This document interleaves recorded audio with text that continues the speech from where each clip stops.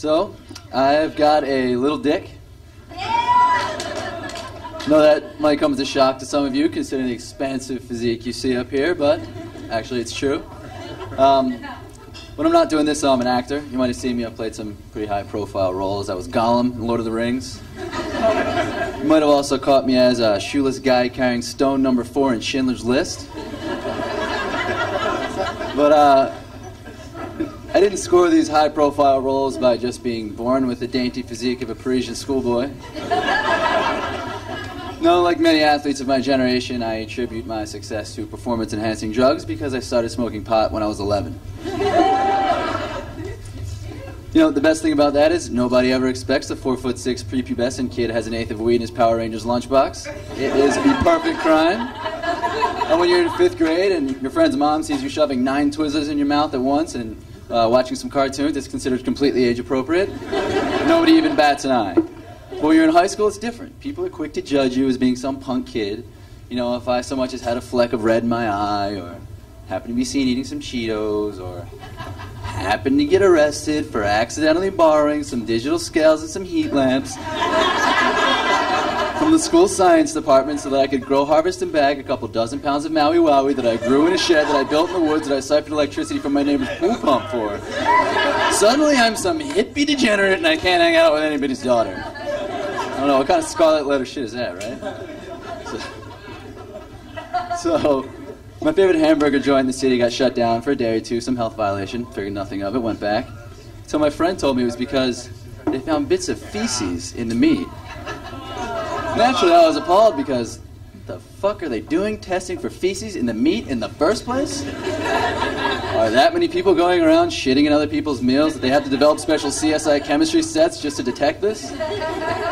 Just imagine a couple of health inspectors on their lunch breaks.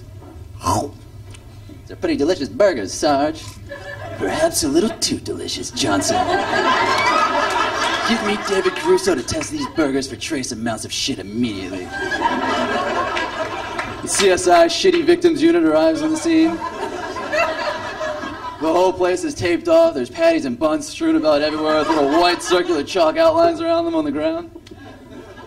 You know, I gotta believe this is more than just 1 or 2 isolated incidents, otherwise you wouldn't need to have David Caruso running around town with a latex glove on testing for this. I mean, I cook for myself all the time. I hardly ever wind up shitting in the saucepan. Which leads me to one conclusion. Clearly there is some underground guerrilla shit war being waged right under our noses. And what's more is there's obviously a government conspiracy to keep you in the dark about it as well. You guys are welcome for that public service announcement. The more you know. So, any American Idol fans in the house tonight? Down to the wire here, we got 3 contestants left. What do you guys think, Melinda? You know, she might look like Mr. Potato Head on a meth binge, but my God, can she sing an 80s love song. I think half of her votes just come from the fact that when she opens her mouth, people are shocked a human noise comes out and not...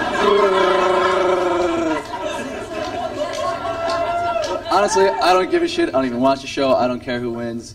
I'm just shocked that after 6 seasons, they can still get 30 million viewers in a night. Is our country that pathetic that 1 out of every 10 of its residents has nothing better to do for 2 consecutive nights each week than watch people perform karaoke?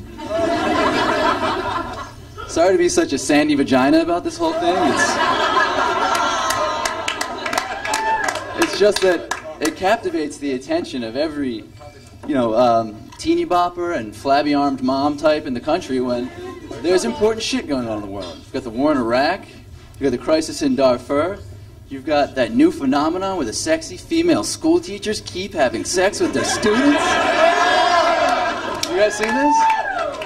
I don't understand why everybody keeps acting appalled like this isn't the coolest shit that can possibly happen to a guy.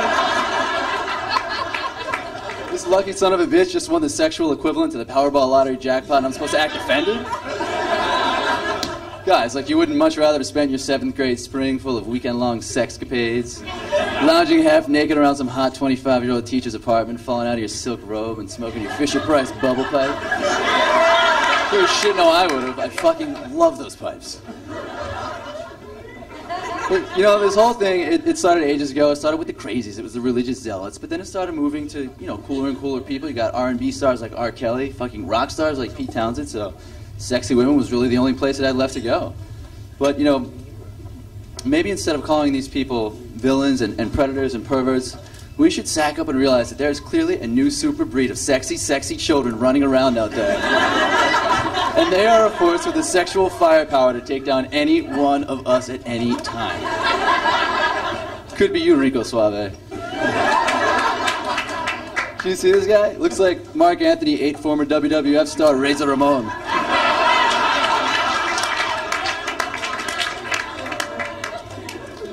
What was that? Oh, the sexy kids, right.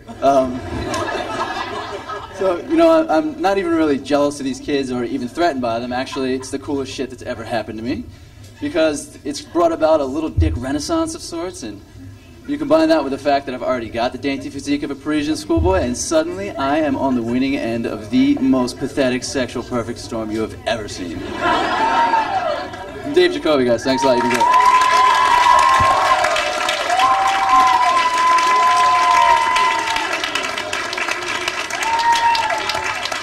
Everybody keep it going for Dave Jacoby. Wasn't he hilarious?